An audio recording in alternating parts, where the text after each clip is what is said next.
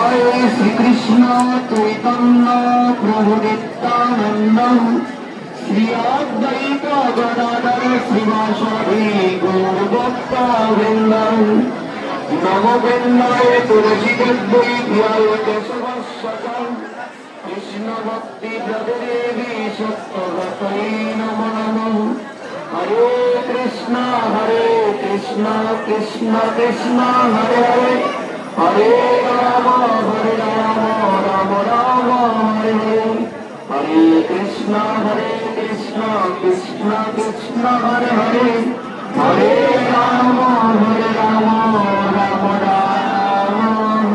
हरे।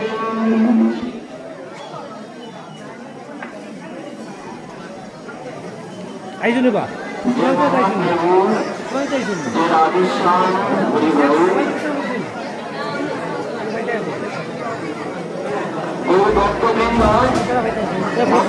মায়েরা আমি সবাকার উদ্দেশ্য করে বলছি, আমরা যদি আমাদের নিজ নিজ কথা কীর্তন পরিহার না করি তাহলে আমরা গীতা পাঠ শুনতে পারবো না।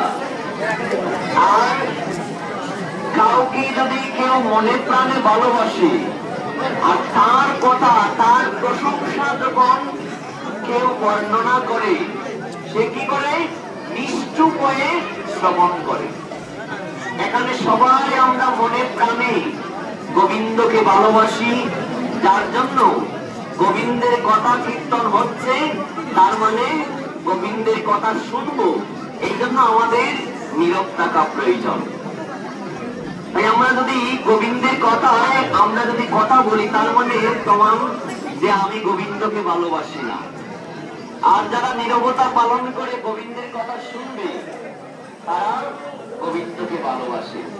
এই জন্য আমি চাই এখানে সবাই ভালোবাসেন বলেই তো এখানে এসেছে, যার জন্য আমরা আমাদের পরবর্তী বলবো, আমাদের আজকে অমৃতা বলছেন যে একটু বাড়িয়ে বলবেন, কিন্তু আপনারা যদি পাঠ বাড়িয়ে বলার ক্ষেত্র তৈরি করেন তা আমিও বাড়িয়ে বলতে পারবো, আর আপনারা যদি নিজের নিজের পাঠ করেন তা আমিও বাড়িয়ে বলতে পারবো না।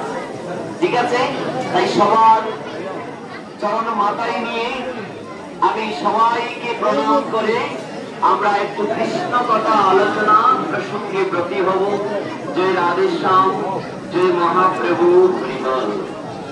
শুধু সজ্জন গৌর ভক্তবৃন্দ, আমরা যার চরণ তোলে সেই গুরুদেবের যার চরণ তোলে যার চরণ স্পর্শে এখানে প্রতিদিনের মতন বসছি, সেই গুরুদেবের প্রসঙ্গ নিয়ে মাঝে মধ্যে আমরা আলোচনা শুনি।